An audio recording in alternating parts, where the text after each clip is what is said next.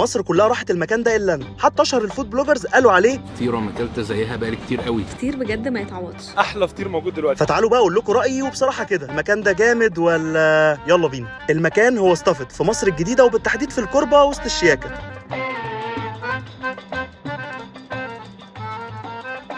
المفاجأة بقى ان هو شغال 24 ساعة، يعني انا رحت الساعة 9 الصبح كان شغال عادي جدا. نستفتح بقى وبسم الله بالفطير المشلتت. عايز اقول لكم بقى ان انا اول مرة اشوف الفطير المشلتت وهو بيتعمل من الاول للاخر، وكانت مفاجأة بالنسبة لي ان هو بيحط 5 طبقات بالمنظر ده. 5 طبقات؟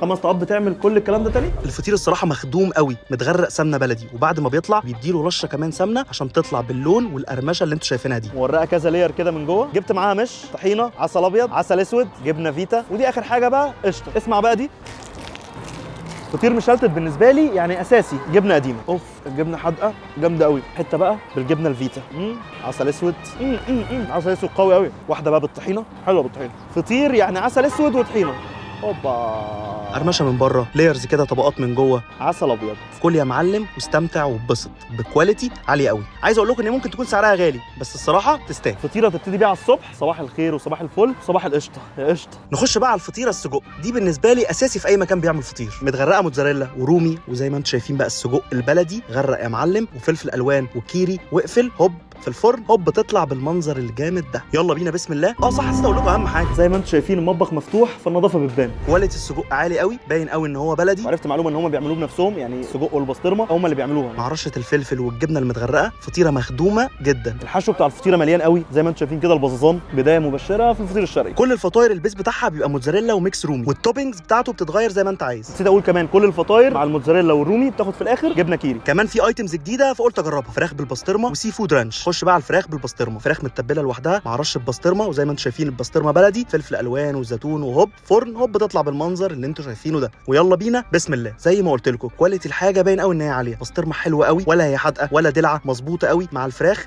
بالنسبه لي اول مره تعجبني فطيره اكتر من السجق. تاني ايتم جديد بقى سي فود رانش. فطيره متغرقه جمبري وكابوريا، وقفل يا معلم وتطلع بنفس المنظر. الجمبري متبل حلو قوي وطعمه طاغي عن الكابوريا. يعني انا وقعت قدامي جمبريه وانا مش بتاع جمبري، وقعت قدامي صفقه الجمبري وانا مش بتاع جمبري. ومش اي حد بيعرف يظبط صوص الرانش كده. تعالى زياد كده دوق وقول لي رايك. حلفت بالله خلاص هتكسفني. حبيبي يا زوز، عجبت زياد وعجبتني، فكده سي فود رانش جامده. دي بقى شير بوكس، فطيره متقسمه 3 حاجات، فراخ وسجق وبرجر، وبيجي معاها 3 صوصات. اخترت تيستي صوص، باربيكيو، وسويت تشيلي. السجق كده كده جربناه وكان جامد. نخش بقى على الفراخ لوحدها، طعم الفراخ متبل حلو قوي ومظبوط. اللي بيحبوا الفراخ زيي الفطيره دي هتعجبهم قوي. البرجر بالنسبه لي عادي الصراحه، الباقي اجمد بكتير. فطيره برجر تمام. ندب فيها بقى بالتيستي صوص. الصوص ظبط، يعني عايزين تاكلوها جربوها تيستي صوص. لا طعم التيستي صوص عالمي، حتى كواليتي الصوص جامد. ناخد بقى الفراخ ونغرقها في صوص الباربيكيو، طعمها حلو قوي قوي قوي قوي. هو ايه الجمال ده يا جدعان؟ هوب اسكالوب بقى بالسويت شيلي، طعمه الصراحه مشطشط.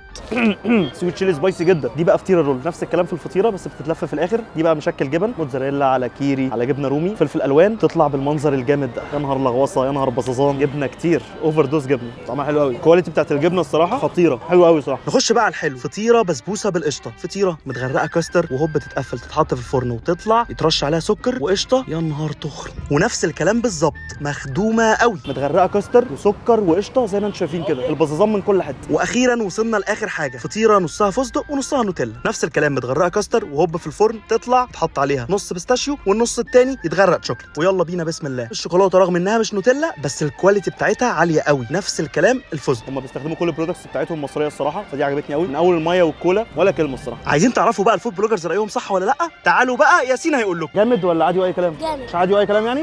حبيبي يا عم ياسين، زي ما ياسين بالظبط قال الصراحه، الاكل جامد، فود بلوجرز صادقين. من الاخر بقى الفطير ده لعبه كبيره ومجال مليان عتاوله، فمش سهل واحد جديد يدخل المجال ويطلع بسرعه الصاروخ ينافس الناس التقيله دي، وفي سنه واحده وبفرع واحد يوصل للنجاح ده كله. فسيف وشير الفيديو ومنشن لصاحبك اللي عايز ياكل فطير جامد، وهفضل اقولها كل فيديو. نشير اي حاجه بتدعم القضيه، الدعاء، نبطل نجيب اللي ما يتسموش.